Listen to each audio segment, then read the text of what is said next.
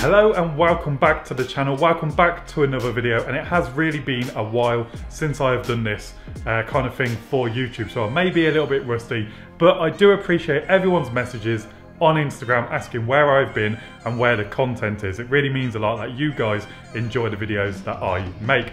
But simply I have been rather busy over the last couple of months, so I haven't really had time to pick up the camera. As you can see, I am stood in my first house. I'm fortunate enough to have purchased my first house and finally moved in with my partner Jenny, and I'm very grateful that I can call this my home. But the main kind of reason you are here for the video is I finally have a garage for my Audi R8. I actually have two garages. It's almost like a double, but as you will see later on in the video, I have some quite interesting and exciting plans to convert my garage, which I'm going to bring over to show you guys in a future kind of series on the channel. But that's not the only change that has happened in my life, and that is the addition of this little guy Digby. When we bought our home, it was only a matter of I believe 2 days before we acquired our little boy Diggs, and he is just the goodest boy in the world. French bulldog,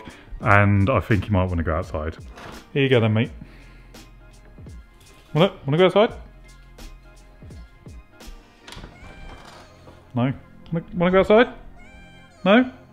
So without further ado, let me give you guys a tour of the current garage situation. Ignore the boxes in the background, I have some more flat pack furniture to build. But if we step up from the kitchen, we are greeted with this kind of first half of the garage, which is currently a utility room, which actually is a very useful place to have, and I'm kind of gutted that I will potentially be knocking it down. As you can see, this is where Digby sleeps, and it is obviously a very useful and practical utility room, hence why it is such a mess. But through here we have the Audi R8, and through here we have a kind of garage storage section.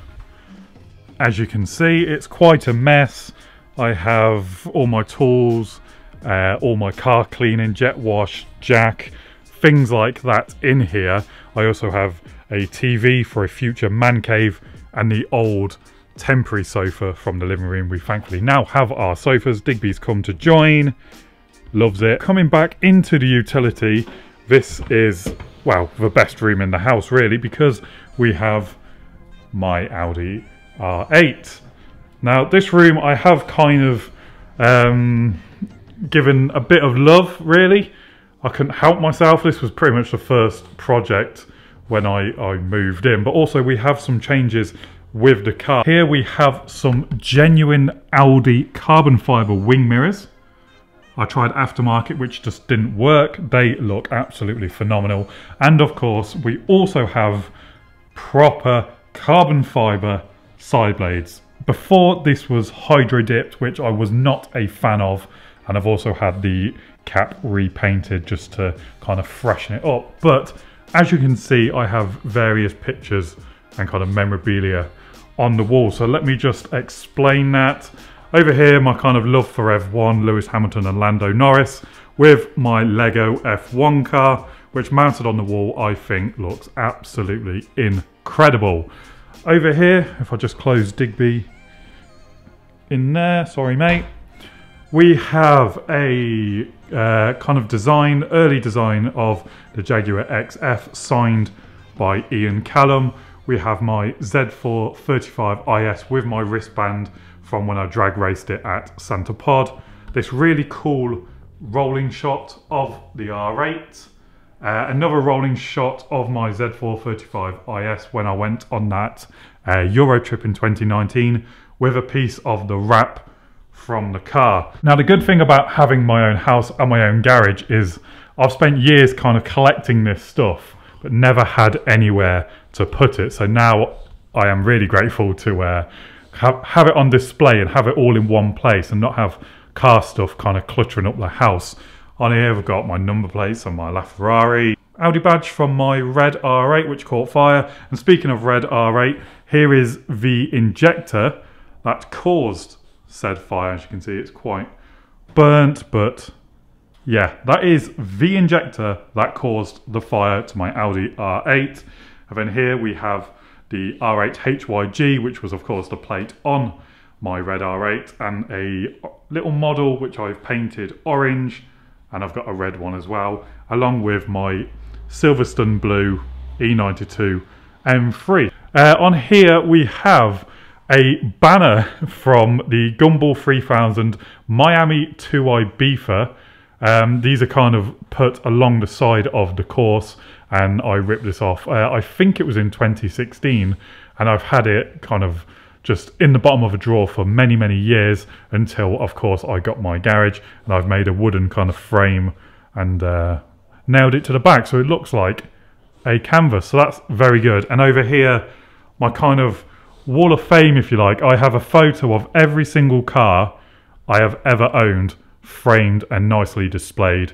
The only car that isn't on there is my current daily, which is a Vauxhall Insignia, which I simply don't have any photos of at all. All my Z4s, which some of you may remember. I'll just give you a little walk down. Fiesta ST, Clio RS's, my Mini Cooper S, my red R8, even my old daily, just a 1.1 80 horsepower Clio, and of course kind of my recent departure. Yes, I have sold my Jag. I feel like I've just realised I haven't actually explained that to anyone. Yes, but I have sold my Jag, and sadly I really, not regret it, but it is that kind of car that I truly miss. But hey, to go from my first car to this, it's just a nice reminder. So that is kind of my garage situation at the minute, which isn't a bad one. I'll tell you what, these bricks were a pain in the ass to paint, but yeah, ignore that. Let's just bring it down a bit. There we go.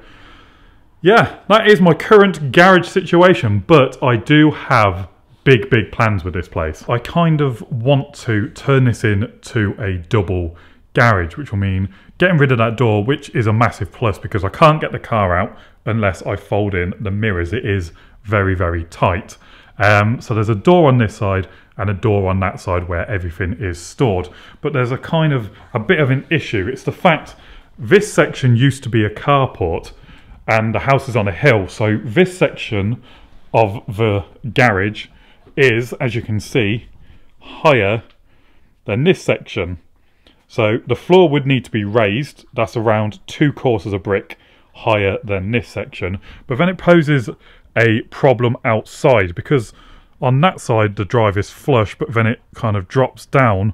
So the driveway would need to be brought up on this side as well to compensate for the 2 rows of brick higher in the future. So this wall needs to come down, and realistically I'm going to end up knocking down this whole utility. So as you can see from these plans on the screen, I have 2 ideas. The first one is to move the wall over around 4 feet and retain the use of the utility, and also add a kind of man cave, TV, PlayStation, sofa, all that kind of good stuff, and have floor to ceiling glass, like one of those office partition things, to make the coolest man cave going.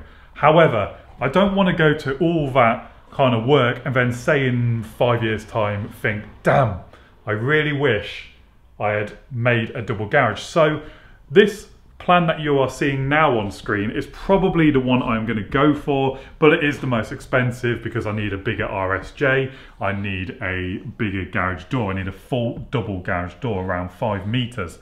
But the plan is to have a full-on double garage, so then I can get the car in with ease, I can park it in front ways and not have to worry about knocking my mirrors off or scratching the side of the car.